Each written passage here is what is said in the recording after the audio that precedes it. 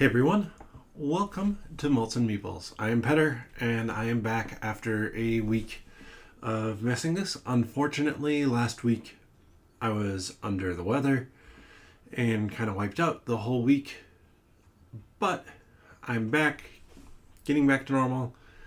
There's a chance there will be coughing throughout this, so my apologies for that. That's unfortunately just basically the one side effect that is still lingering from being sick. No drink today because of that. I'm just basically trying to make sure I'm reasonably healthy so I can get over this cough as fast as possible and get back to doing more streaming, more fun stuff like this, especially since I got in a couple new board games. And hello, Studio Aniston. Glad you could join. Got in a couple new board games today. Land vs. Sea and Dragon Prince Battle Charged, which I'm excited for both of those. I've been hearing really good things about Land vs. Sea, kind of as a area control-esque game. But since there's no drink to talk about, let's get into the games today.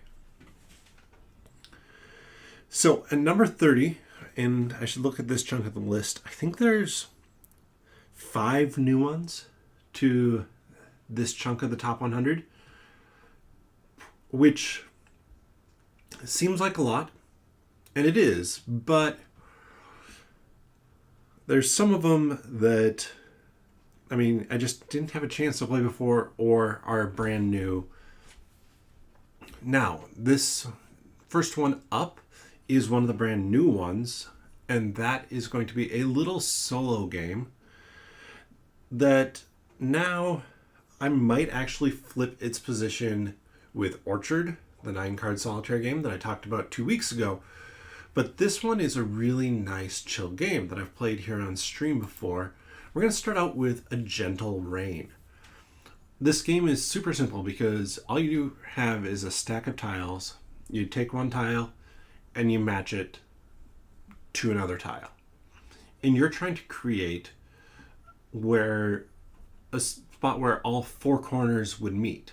Those 4 corners are cut out, and you have little discs that you put in when you complete them. You can kind of see those discs, which are the different kind of lily pads and flowers there.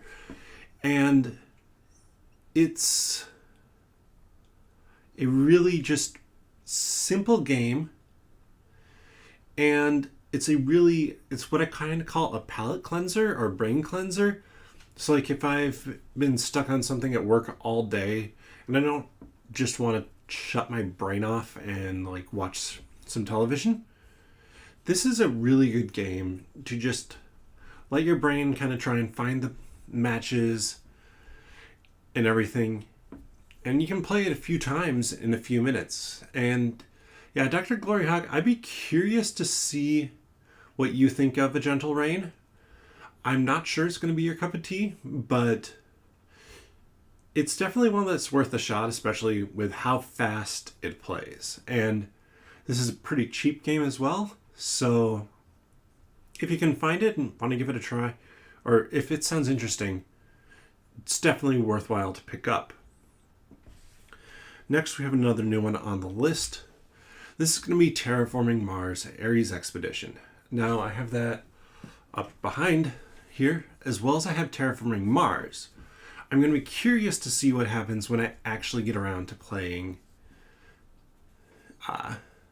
Terraforming Mars, because I haven't had a chance to do that one yet. Ares Expedition, though, is very simple to get to the table. Do they have a game called Hard Rain? No, they do not. Downpour, Deluge. But back to Terraforming Mars Ares Expedition. This is a card version, kind of a Terraforming Mars. Though I believe Race for the Galaxy is another game that it's kind of based on, or some of the concepts come from. where you have your corporation and you're still building up and terraforming Mars. There's the first cough. Terraforming Mars. And you are selecting what action you're going to take each round. And you have, I believe it's 5 different actions you can take. Where one that's like, you can build basically things that will give you more resources when you collect resources, which is another one. You can draw more cards, activate your buildings, or activate what you've terraformed, and then build the ones that you can activate. And you're just trying to get as many points as possible while you're terraforming Mars. But the game plays so fast. Probably the first couple times I played it, it took a couple hours for a 2-player game. But the next time I played it, it was an hour. We knocked it out really fast, a lot of fun, and very streamlined. It's, yeah, like Dr. Glory Hog is saying, it's a very streamlined version, from what I know, of terraforming Mars. And to me, it's a lot of fun. I can see why people might not necessarily appreciate it completely because they're already familiar with terraforming Mars and have a ton for it. I mean, I have several expansions for it and I haven't played it yet. So I do need to get the big game to the table because I think there might be kind of differences between the two that are going to keep both in my collection. And I really liked the engine building from Terraforming Mars Ares Expedition, so I'm curious to see it in regular Terraforming Mars as well. And that was my number 29. My number 28 is one I played on the channel a lot, and that is Aeon's End Legacy. I'm a big fan of Aeon's End, so when there was a Legacy version of the game, I knew that I wanted to try it. And honestly, if you're looking, as I hold the pen here, as if you're looking to get into Aeon's End Legacy is the best way to do it. It's kind of like if you want to get into Gloomhaven now, I would recommend people get into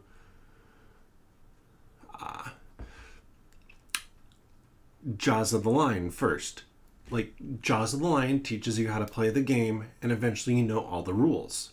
Same with Aeon's End Legacy. Like, Aeon's End Legacy, when I played it, actually was simpler and easier, and I wanted the additional rules that I knew were coming to already be there. And it's just a lot of fun to be able to develop your own character for the game. And, I mean, I streamed it all, so you can watch all the chapters. And while I never lost once in the Legacy version of the game, I have lost in the regular version, and it's just a lot of fun. Let's see, there's a couple chats. Steven Lanniston hasn't played any Terraforming Mars game. It took me ages to do it, or even to get base Terraforming Mars and Ares Expedition, because it just doesn't look interesting. I'm pretty sure it is interesting, but the look is not great. And Dr. Glory Hog saying that Ares gives you the gist of the other expansions. Cool. But back to Aeon's End Legacy. If you're looking for a new Legacy experience, this one I would love to have put higher, but I feel like the story, while I enjoyed it, doesn't necessarily make you feel as active in it as something, say, like Pandemic Legacy does, where in Aeon's End Legacy you basically only have stuff at the start and the end of a game, so it doesn't jump in and like, oh my goodness, here's a twist in the middle of everything, which is something that I was missing. But like I said, if I was going to teach somebody, I would grab a refresh pack for my copy and just play Aeon's End Legacy with them to teach them the game. This one's also new to the list because, well, I mean, I've only played it the one time, and that was streamed this year. Not new to the list, up from 52 to 27 is a game with an amazing toy factor. And honestly, grabbing this game used from my friendly local game store is some of the reason why this has moved higher. I've had more of a chance to play it because it was a game I don't own, but that's Potion Explosion. Potion Explosion, it feels kind of like you're playing a little bit of an app game, as well as then, I guess, resource collection with it. But I wish I had another picture of it, but I've been doing only the box covers for this because it has this cool little marble dispenser. The marbles are your ingredients for your potions that you're trying to get, and get as many potions as you can to score as many potion or points as you can. And you remove a marble, and then that will cause 2 marbles to hit each other to fill in that gap. If those 2 marbles are the same color, you take all the marbles of that color in that grouping. So that's kind of like the app game piece where like you remove one thing to kind of create that chain reaction, and it is so satisfying and so fun. And the more you play it, the more of an idea you have to how to use your potions, because you brew your potions, and then once they're brewed, you can use them for an effect, and you can start to really get some big turns and a lot of points in there. And I have one on the list that Studio Lanniston owns. So this is just a really fun game, and because of the toy factor, it works well with so many different people because you just pull it out and everybody is instantly intrigued by this marble shoot thing. And then the gameplay itself is quite simple when you really get down to it, but you can be clever with what you do and how you use your potions. Then, dropping all the way from 18 is my favorite dice drafting game, which really limits it. Yeah, Dr. Glory Hog is saying with Potion Explosion here, there is an app as well, and I do have the app on my phone, and it's been a bit since I've played it, but a lot of fun as well. I feel like it's slightly less satisfying, but really good. So back to Sagrada here. This one is a dice drafting game where you are trying to create stained glass windows. And it works really well because it's very accessible to people, and just looks pretty on the table. This is another one of those games that has that table presence to it, where you're drafting your dice and you're placing them onto your stained glass window, and the die are translucent, so you kind of have that little bit of the light catching it, and it creates that stained glass look that the game kind of promises. Plus, then you have ways to manipulate the dice. There are special like powers, and you're scoring points off of some different criteria that can change up every game, as well as then you have a secret objective for how you're scoring points as well. At the end of the game, it's about who scores the most points, but along the way, you're creating this really cool looking stained glass window.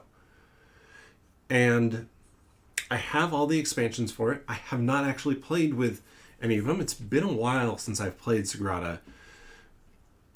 And it's just one of those games that works really well for me. Dr. Glory Hog is saying he's played, I'm assuming you're talking about the 5 to 6 player expansion that gives that little wheel of dice that you can draft yourself. Like, that's your own private pool to draft from.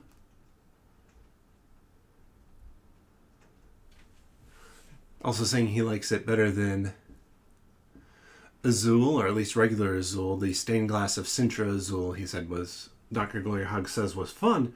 I haven't actually played any of the Azuls because I've always kind of thought, like, do I need both Azul and Sagrada? And I like Sagrada better. And I actually know somebody who did some of the graphic design work, I think, for the Kickstarter page it was, or videography for the Kickstarter page originally. He and I have done video work before, so it's kind of fun to have a game that you know somebody is connected to. And I've had so much success with Sagrada. It just works in almost any group, and I've taught it to my parents, which they game somewhat, and I can bring new games to them. Like, for example, I brought Calico up, and we played it on the basic version of Calico, or Gravwell, other stuff like that. I've even brought up Ganjan Clever, but they're more adjacent to gaming. And yeah, Dr. Glory Hog, I agree. Sagrada is... Oh, I've read that as much more pretty than Azul, but much more puzzly than Azul. Interesting. I really need to try Azul at some point in time, so I need somebody I know to buy a copy. I don't think I actually know anybody who owns it, which is odd. But I would say that how I read originally is right as well. I think that Sagrada is prettier than Azul. Next up, we have another game that I've played here on stream. And at 25, we have a roll and write that I really enjoy because of how it does route building. And the fact that the routes are already out there, but then you're trying to optimize how you create these routes. And I think, if I remember correctly, Dr. Glory Hog is not as much of a fan of this one, but we have Metro X. Metro X is a game about creating bus routes. The bus routes already exist. You're just trying to fill in as many of these stations as possible. And some bus routes will go along the same stretch of stations. So you might have 3 different routes that all hit the same stops. And once you fill those in, you fill them in for all 3. The tricky part comes that you're trying to optimize how you're doing this, because say I flip and it's a 4. I have to fill in 4 spots. I have to start from the earliest spot on a line. But if I run into, say, a filled in spot after 2, I lose out on 2 of those dots that I'm filling in. So you're trying to figure out how to optimize that.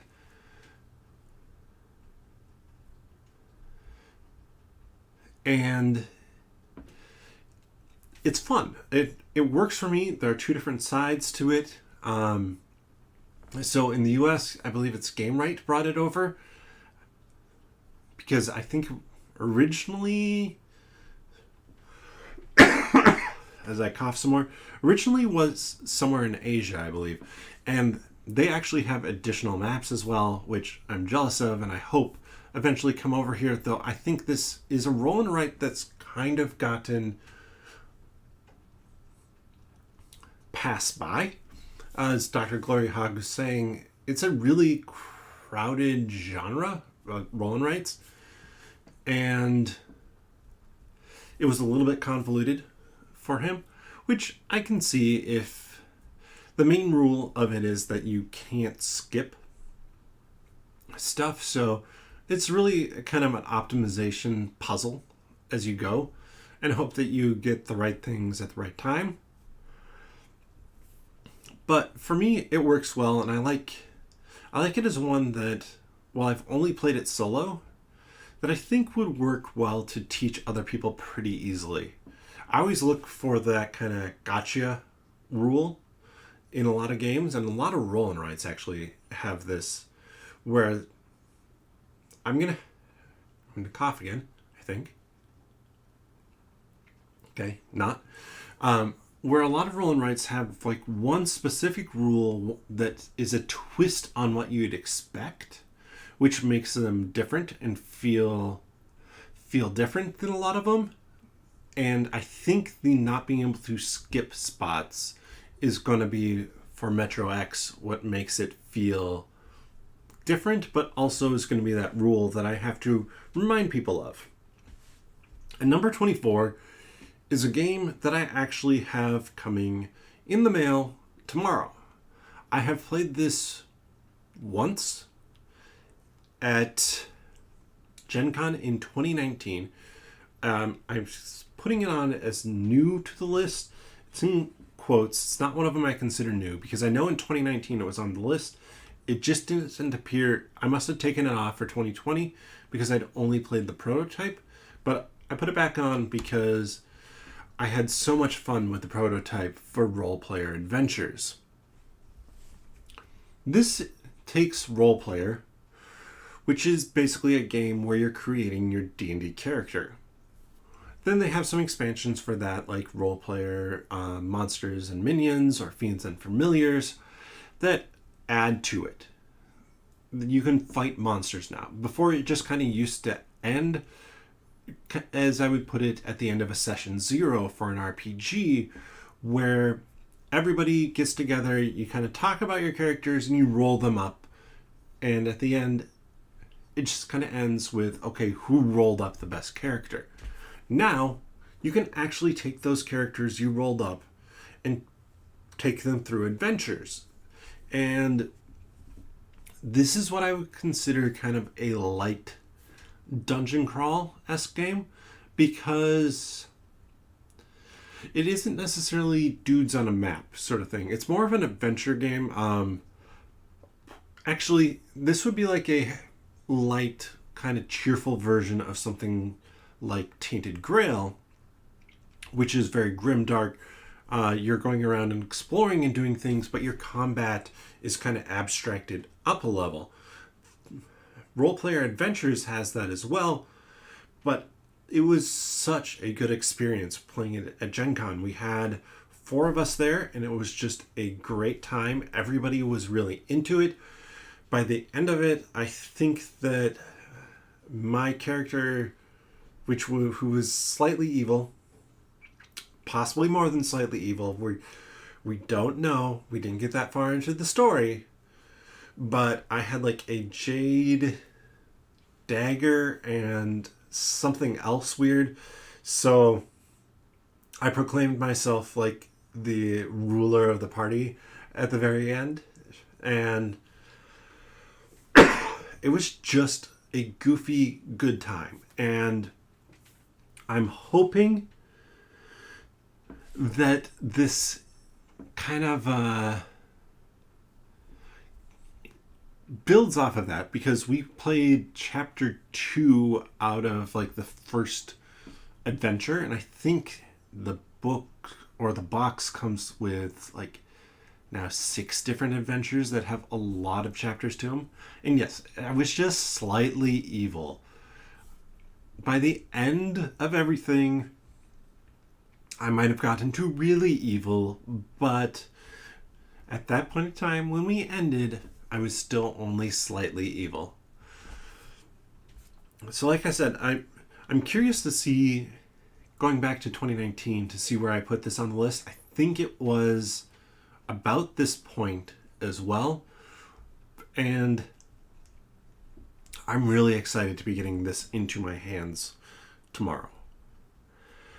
At number 23, we have a game dropped just slightly from number 20, and actually got to play this one recently. I'm trying to think. It might have been actually after I put the list together, and it might have moved higher had I played it more recently, but this is a good group cooperative game. A word game, actually, cooperative word game. And that's going to be Letter Jam. Letter Jam is a fun twist on a game in that every single person has a 4 to 6 letter word in front of them, and you can decide how long a word you want to have. And it's all jumbled up in front of you. Your 4 letters are jumbled up in front of you.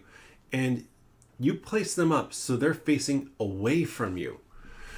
And as they're facing away from you, you can see everybody else's. And you're giving each other clues of words. So I might look at it, and there's a wild card that you can always use as well.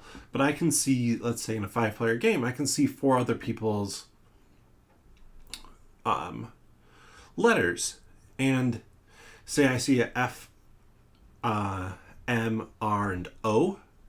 I could be like, okay, so let's see, what words can I come up with that use those letters? I can be like, okay, well, I can make a 4-letter word that uses everybody's letters. So I start and go F-R-O-M, from. So now the person who has only who has the F, they see blank R-O-M. The person who has the R can see F blank O-M. And you're trying to come up with these really good clues for this. And I actually used my F-R-O-M as an example here because you could also do F-O-R-M for form, but that's a worse clue for the person who has the O, because now they're stuck in like, okay, this could be an A or this could be an O. And when you think you know, then you flip down that first letter, you flip up the next one, and you're trying to get everybody to figure out all their letters, but you only have a certain number of clues that you can do that with, and everybody needs to do it. So with that FROM, I don't get any help for myself on it because my letter's not used in it. So everybody's taking turns, or whoever has a really good word is doing that, and you're trying to get it down to maybe like a couple letters, and then at the end you have to sort your letters face down into the word that you think it is, and you flip it up, and you score points based off of how well you do. But really, this is a game that I like because you're really trying to come up with those good word clues. And like word games, I tend to be good at. Good to very good at them. And this one, because it's cooperative, just feels like it plays differently, and it feels unique compared to, say, something like Scrabble or Bananagrams. And yeah, this is from CGE, Czech Games Edition, which are probably better known for stuff like Galaxy Trucker. But if you're interested in a good, or like in a cooperative word game, which is fairly unique in and of itself, this one is a lot of fun. It has a little bit of that Hanabi feel to it, but a more interesting puzzle than Hanabi for me. And then we have a pretty big drop here, all the way from 4 to 22.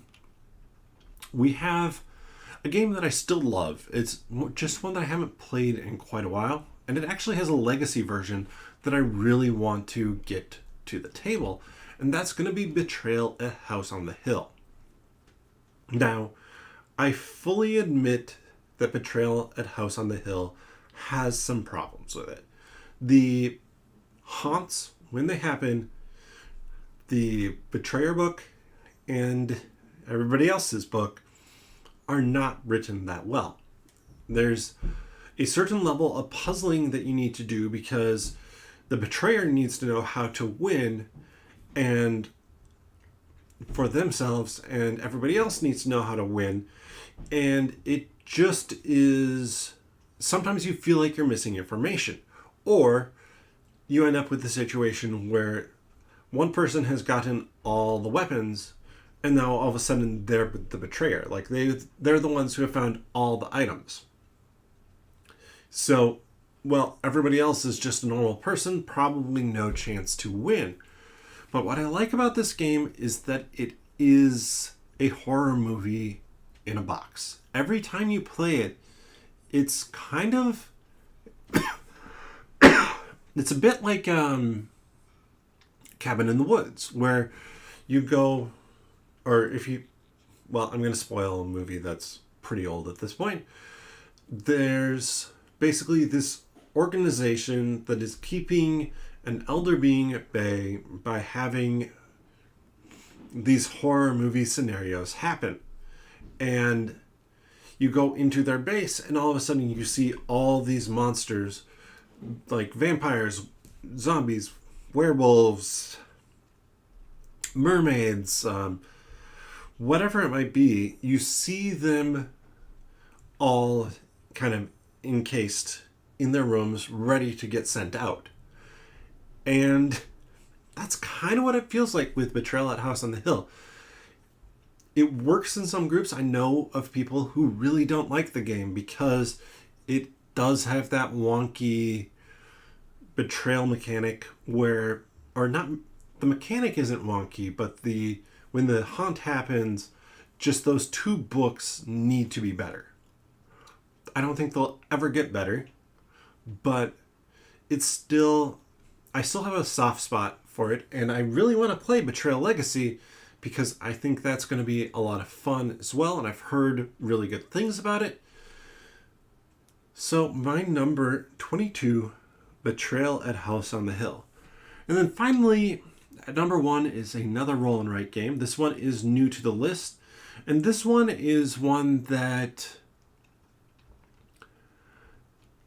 I won't say that it kicked off the roll and write craze, because there were others that were coming out before it, but in some ways it really kicked off the roll and write craze. And that's Pretty Clever, or Ganz Clever. And this is the third of those clever games. So let's look. At 35, I had Clever Cubed, and where's Twice as Clever? Twice as Clever was at 69. I like all of these games a lot. The original, for me, I think is just the most interesting, or at least it's the one in some ways that I like best because it's a little bit simpler. So I can get it to the table more quickly with more people. I can teach it faster especially than something like Twice as Clever or Doppelt so Clever. But Ganz Clever is just a game where you are where you roll your dice, you pick one out, and that will determine what spot you fill in, and everything lower than that goes. And you get to use 3 of the 6 dice available, assuming that you do it well. Oh, that is good to hear, Dr. Glory Hog, since I know that your and my tastes are somewhat similar, to hear that Betrayal Legacy, the first chapter, was a lot of fun. And who knows, maybe someday you'll eventually get a chance to play it the whole way through, and maybe I will too. Fingers crossed. I need to find a group to play that for sure, because I really like Betrayal, and I can see it moving. I can see Betrayal Legacy being high on the list next year if I were to get it to the table. But Ganz Clever, it's just, this is just a good, straightforward roll and write game. There is no theme to it. You are rolling and you are filling in different areas, and it just works for me. It works as one that's a engaging puzzle to get through. And even though at this point in time I kind of know how to optimize the puzzle for myself, I still want to see how well I can do. There's this kind of 300 point level that I consider to be a great game. If you can break 300, you're doing great in it. And I want to be able to do that more consistently, but you're still kind of at the whims of the dice, and then on other people's turns, you're using one of the 3 dice that they don't use. So, really fun game. Nice little roll and write. The app for it is very good as well. My copy of the game is in German because it was really hard to find in the US for a while. Yeah, and Dr. Glory Hog, I can totally understand burning yourself out on that app. I probably hadn't played the app in 4 months, I would guess. But then just recently I started to pick it up again, mainly because I've been bored here at home as I've been under the weather. So let's run through the list again. At 30, we have A Gentle Rain. This is a nice little relaxing solo game. At 29, we have Terraforming Mars Ares Expedition. This is about building an engine as fast and as powerfully as you can. The card play works really well for me, and the action selection is so much fun. Then we have Aeon's End Legacy. You can see a lot about this game on, well, this YouTube channel. If you don't want to be spoiled on everything, this is basically a cooperative boss battler game that is done through deck building with cards and powers and spells that you're slinging around. Really a lot of fun, and if you're interested in Aeon's End, any of them, Aeon's End Legacy is going to be the spot that I would recommend you start at. Then at number 27, we have Potion Explosion. This is kind of an app type game where you're removing an ingredient to get other ingredients to hit together. And if you hit the same colors together, you get to take all of those too. It's a really light, fun, fast game that when you can create this big chain of stuff, it feels really good. At number 26, we have Sagrada. This is a die drafting game that looks beautiful on the table, has some interesting decisions to it, but is not too complex. And when you end up, you have a really nice looking stained glass window in front of you. At number 25, we have Metro X.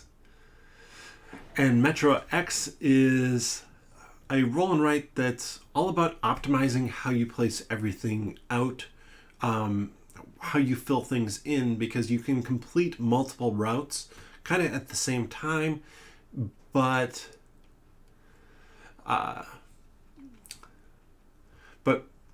just works for me. Nice fast game to play, a good solo one as well.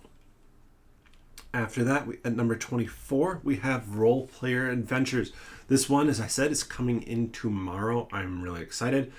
This takes your characters from Role Player and basically takes them into a adventure type game. This is a lighter, more fun adventure type of game, and it is possible in this game to be slightly evil, and only slightly. Then at number 23, we have Letter Jam, a cooperative word game, which makes it fairly unique to start out with. But even more unique is your cards, your letters, your word are always facing away from you. So other people can give you clues, but you don't know how good the clue is because it's always in the form of word. And you can see all the other letters that are used to form that word, and then you have to try and figure out yours in that word. And then at number 22, we have Betrayal at House on the Hill. This is a horror movie in a box. It's a little bit clunky, but I still love it. It's so much fun every time I get it to the table, and it's been way too long. So this might be one I have to get to the table soon, or to find that group to play Betrayal Legacy with. And then finally, at number 21, we have That's Pretty Clever. This is the highest and the last, I think, of the Clever trilogy. I call it a trilogy. I cannot guarantee you there won't be a fourth, but it's a really good, like, combo-tastic roll and write game. It has a fun puzzle to it, and even now that I know the puzzle, I'm still interested in it and want to optimize it.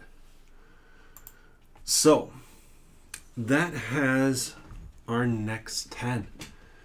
Next week, I will be streaming again. So I believe that is the 17th. I will be going through number 20 through 11. Then I'm actually taking the week off on streaming because, well, the next time I'll be streaming would be the 24th, which would be the day before Thanksgiving. So chances are I won't be around, or I'll be packing to go see family for Thanksgiving. Plus, I know I have 2 episodes of Hawkeye that are going to be coming out that day that I'm going to want to watch. So there will be a week off there, and then I believe it is December 1st is a Wednesday, and that will be when I do the top 10.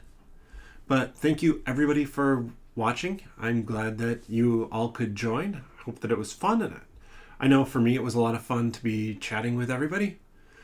So I'm going to wrap up. I do not have a drink. Like I said, since I've been under the weather, I've decided alcohol might not be the best plan for getting me healthy as fast as possible. So thank you everybody for watching, and bottoms up.